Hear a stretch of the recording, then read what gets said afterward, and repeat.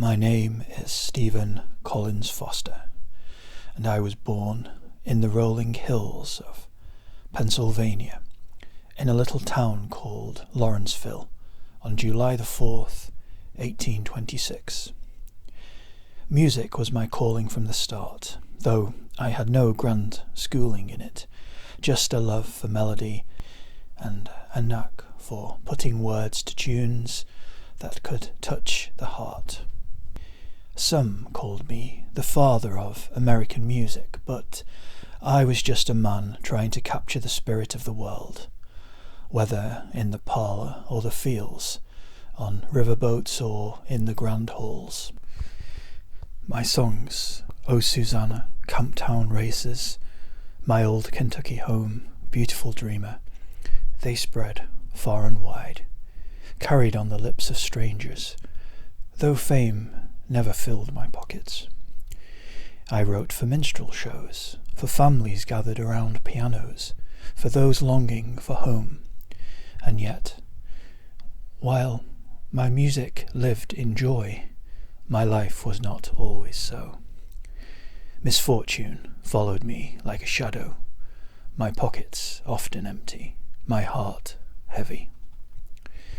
New York was where I spent my last days, alone in a boarding house, my health failing, my songs known, but my name fading. When I passed in 1864, at only 37, I had but 38 cents to my name and a scrap of paper with the words, "Dear friends and gentle hearts."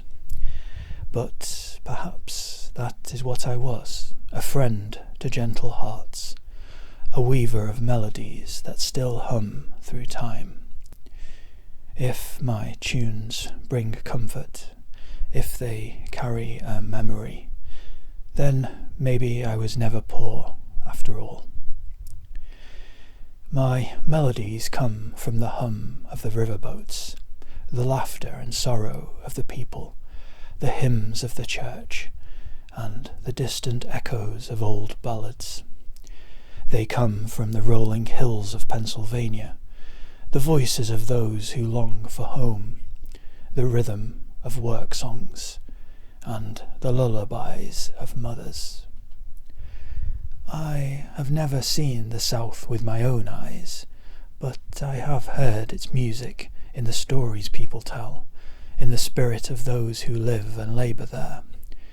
My songs rise from the old Scottish and Irish airs my family sang, from the simple chords played in parlours, and from the great longing we all share, for love, for comfort, for something familiar in a world that moves too fast. More than anything, my melodies come from the heart. A tune once caught lingers in the mind, but it must be felt in the soul to truly live. If my songs have found a home in others, then they have found the place where they were meant to be. I grew up surrounded by music, though not the kind one learns from books alone. In our home, my older sisters played the piano, filling the house with hymns and parlour songs. My brother brought home the sounds of the world, Scottish and Irish ballads, lively jigs, and the melodies of the theatre. Beyond our door, music drifted in from the streets, from riverboats rolling down the Ohio, from fiddlers and banjo pickers at country dances. I heard minstrel tunes with their rhythms borrowed from African and folk traditions, played in travelling shows. The churches rang with sacred harmonies, and the fields carried work songs that told stories of hardship and longing. In those days, music was not just for concert halls. It was for the hearth, the campfire, the gathering of friends. It was played by the wealthy on fine pianos and by the poor on home-made fiddles. It belonged to everyone, and as a boy I listened, and learned, until I found my own way of setting those melodies free. My brother, Morrison, was 12 years older than me, almost like a second father in some ways. He was the one who brought the wider world into our home: books, music, ideas. He had a sharp mind for business and politics, but he also had a love for culture and education. I suppose you could say he was my first patron, the one who encouraged me when others might have told me to pursue something more practical. When I was still a boy, Morrison went off to fight in the Mexican-American War, and I was left to my own music. But even from afar, he remained an influence. Later, he helped me publish my first songs, guiding me as best he could. Yet we were different men. He had ambition for business, I had ambition for melody. We had our share of distance, of misunderstandings, as brothers often do. He wanted me to take better care of my affairs, to make something stable of my talent. But I was always chasing the next song, the next feeling. In the end, I think he saw my genius, but he also saw my weakness. How I let fortune slip through my fingers. He did what he could for me, though I fear I was always just out of reach. My hometown of Lawrenceville, Pennsylvania, was just outside the growing city of Pittsburgh. It was a small town, but already bustling with industry, its streets filled with the scent of iron and coal, its rivers alive with the movement of steamboats and barges. The Allegheny River flowed nearby, carrying goods and people westward, connecting us to the wider world. The town itself was a mix of old and new, where fine brick houses stood beside wooden shops, and the clang of the blacksmith's hammer echoed alongside the ringing of church bells. My father, William Foster, was among its early settlers working in business and politics, and our home was one of books, music, and conversation. Beyond the streets, the hills rolled green in the spring, and the winters came cold and sharp. It was a place of industry, ambition, and change, a place where a young boy could listen to the sounds of the world passing by and dream of setting them to music. My father, William Foster, came from Virginia, born in the Tidewater country where history and tradition ran deep. He was a man of business and politics, once prosperous but never quite able to hold on to fortune. He served in the War of 1812 and later tried his hand at many ventures, always chasing success but often finding misfortune instead. My mother, Elizabeth Cleland Tomlinson Foster, was from Delaware, raised with a strong sense of faith and family. She was the heart of our home, kind, patient, and ever watchful over her children. It was from her that I learned the hymns and melodies of old, the songs sung in parlours and by firelight. My family's roots stretch back from across the Atlantic, carried over by those who sought new opportunities in a young and growing land. My father's ancestors came from England, settling in Virginia generations before my time. They were part of that old stock of early American families, men of enterprise and service, shaping the course of the colonies as they became a nation. My mother's family, the Tomlinsons, also traced their lineage to England, though by the time of my birth they had long been settled in Delaware. Their blood carried the tradition of the old world, but their lives were firmly planted in the soil of America. Like so many in this country, my family's story was one of migration, of leaving behind the known for the promise of something greater. From England's shores to the hills of Pennsylvania, each generation carried with it a piece of the past, woven into the fabric of the new, and perhaps, in some way, my music carried those echoes too, old melodies reborn in a land of endless possibility. In my younger years, I was not known as a drunkard. I was a dreamer, a writer, a man lost in his music. But as time passed, the weight of misfortune pressed harder upon me. Success, when it came, was fleeting. Money slipped through my fingers as publishers took more than they gave. By the time I reached my 30s, drink had become both solace and sickness. It was there when I struggled to write, where the songs would not come as easily as before. It was there when my wife Jane and I drifted apart, when my health began to fail, when the world seemed to move on without me. Perhaps I drank to ease the loneliness, or to forget the promises of fortune that never quite came true. But in the end it did not soothe me. It only took me further from the life I had once hoped to live. I met Jane McDowell in Pittsburgh. She was a fine young woman, full of life and charm, with a beauty that inspired one of my most beloved songs, Jeannie with the light brown hair. Though the song came later, it was written with her in mind, for she was the Jeannie of my heart.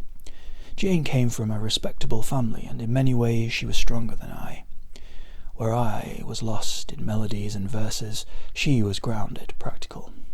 We married in 1850, full of hope for a happy life together. But as time went on, my struggles with money, with work, with drink, all these things took their toll. We had a daughter, Marion, but even the joy of fatherhood could not keep my troubles at bay. Our marriage was not an easy one. There were long separations, misunderstandings, and disappointments. Jane left me for a time, weary of my inability to provide. And though we reconciled in the end, the years had worn us both down. She was a good woman, a patient one, but I fear I gave her more sorrow than song. When I wrote O Susanna in 1847, I wanted something lively, something that would make people tap their feet and smile. No, there was no single Susanna, at least not one of flesh and blood. She was born from melody and imagination, a name that fit the rhythm and the spirit of the song. It was never meant to be a ballad of true love, nor the portrait of a real woman, but rather a song of movement and joy of travel and adventure, much like the country itself at that time, ever pressing westward. Some say it was inspired by a girl I knew, but if that were true, her name is lost to memory. What remains is the song, sung by countless voices over the years, a tune as free as the wind. And in that way, Susanna became real. Not as a single person, but as a spirit carried in music, a name that belongs to everyone who sings her song. Ah, the Glendyberg. Now, that was a name that belonged to something real. There was indeed a steamboat by that name, a fine vessel that once travelled the Mississippi, carrying goods and passengers through the heart of the country. I wrote the Glendyberg as a lively riverboat song, meant to capture the energy and movement of those great steamers that kept the waters alive with song and commerce. The Mississippi and Ohio rivers were the veins of America in my time, and the riverboats that sailed them were full of stories of captains, deckhands, travellers and dreamers. The real Glendyberg was named for a businessman, Glendyberg, from New Orleans, a man of trade and enterprise. Whether he ever knew his name had found its way into song, I cannot say. But his steamboat and the spirit of those river days live on in the tune. So yes, the Glendyberg was real, though the song made her something more, an anthem of movement, of journeying ever onward, much like my music itself. Masses in the cold, cold ground was a song of mourning, of lament sung from the perspective of an enslaved people grieving the death of their master. I wrote it in 1852, and though it was composed in the minstrel tradition, it carried a sorrowful tone, more reflective than some of my earlier, livelier works. I sought to capture the feeling of loss, of change, and of the passage of time. The song speaks of an old master who has passed away, and those who worked his land now remember him with a kind of sentimental reverence. Whether that sentiment was realistic or merely part of the minstrel style of the time is a question that lingers. I never saw the South with my own eyes, but through music I tried to paint a picture of its songs, its people, and its emotions as I imagined them. Masses in the cold, cold ground was not meant as a song of politics, but as one of sadness, of how death, no matter who it claims, leaves behind a quiet emptiness. Swanee River, originally titled Old Folks at Home, is in fact a real river, though I had never seen it when I wrote the song. It flows through Georgia and Florida, winding its way to the Gulf of Mexico. When I was composing Old Folks at Home in 1851, I wanted a river name that carried a certain musical quality, something that evoked nostalgia and the longing for home. I first considered the P.D. River, but found it lacking the right melody. My brother Morrison, always eager to offer advice, found the name Suwannee on a map of Florida and suggested it instead. I shortened it to Swanee to better fit the rhythm of the song. Though I had no personal connection to the river, the song gave it a life beyond its waters, turning it into a symbol of home and a memory for many who heard it, and so, in a way, Swanee River became more than just a place on a map. It became a place of the heart, where dreams of the past still flow like a gentle current. My songs found their way into many places, carried on the voices of those who sang them. They were played in the parlours of fine homes, where families gathered around the piano to sing Beautiful Dreamer or Jeannie with the light brown hair. They echoed in concert halls, where trained musicians gave them grand arrangements. But my music was not just for the elite. It was sung in taverns and on street corners, on riverboats drifting down the Mississippi, and in the camps of weary travellers heading west. Soldiers hummed them in the quiet of the night, and workers sang them to pass the long hours of labour. And, of course, many of my songs were performed in minstrel shows, where travelling troupes entertained audiences with lively tunes and exaggerated portrayals of southern life. It was through these minstrel performances that many of my songs first reached the public, spreading far beyond Pittsburgh, far beyond the north, even into the very south I had never seen. My music lived wherever people gathered, wherever voices joined in song, whether in joy, sorrow, longing, or laughter. It was not confined to one place, but carried in the hearts of those who found something of themselves within the melody. O Susanna was the first song that first made my name known, but Old Folks at Home was the one that brought me the most income. When I wrote it in 1851, I sold the rights to E. P. Christie, the minstrel performer, for a flat fee of $15.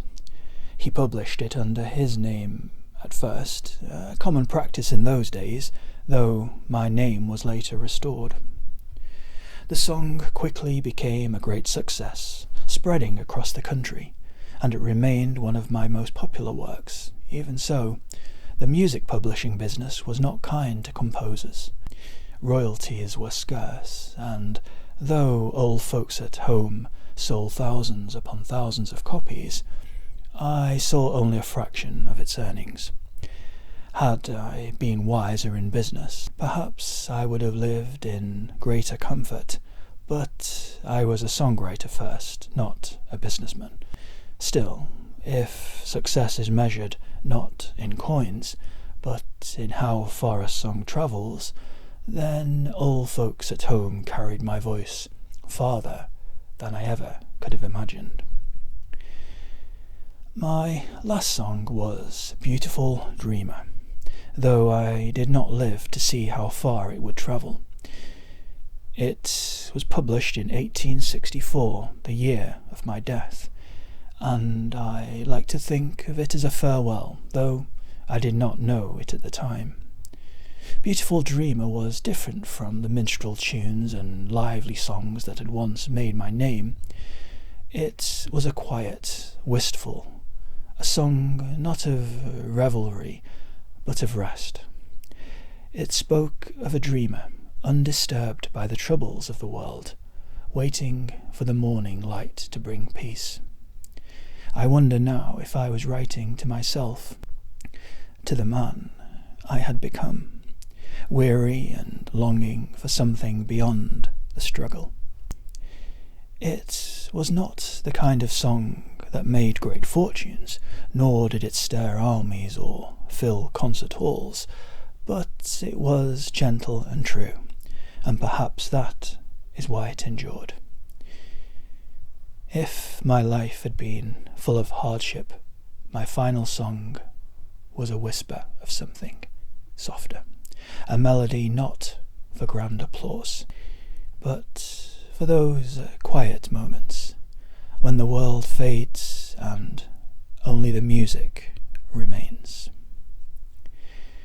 The Civil War was a storm that shattered the nation, and, like so many others, I did not escape its reach. My songs had once travelled freely across the land, sung in parlours and on riverboats, from north to south, but as the country split in two, so too did the spirit of music. It no longer united, but became a tool of division, of rallying cries and laments for a broken land. Many of my songs had been embraced in the South, especially my old Kentucky home, which some mistook as a song of fond nostalgia, rather than a quiet lament against slavery. And yet I had never set foot in the South. I was a son of Pennsylvania, of the North, and when the war came, my loyalties remained there. But while the war brought patriotism and fervour to many, it brought hardship to me. My style of music, so popular before, was fading. The nation no longer had the same taste for sentimental ballads or minstrel tunes. It was now a time of martial music, of anthems for battle. I tried to write war songs, even publishing We Are Coming, Father Abraham, but I could not capture the fire of war the way I had captured the melancholy of home and longing. The war also deepened my struggles. I had long battled poverty, but as times grew harder, so did my circumstances. My songs no longer brought the income they once did. Publishers took advantage. Money was scarce, and my health was failing. My wife Jane and I spent more time apart, and the loneliness weighed on me. By the time the war neared its end, I was living in a boarding house in New York, nearly destitute. In 1864, I suffered a fall, a terrible injury that left me weak and fading. I died with little to my name but a scrap of paper that read, "Dear friends and gentle hearts. So, in truth, the war did not lift me up. It swallowed me, as it did so many. But my songs lived on, carried by soldiers, by families, by those who still found something in them worth singing. And perhaps that is all a songwriter can ask for, to be remembered not for the hardships, but for the echoes of a melody that still lingers after he is gone.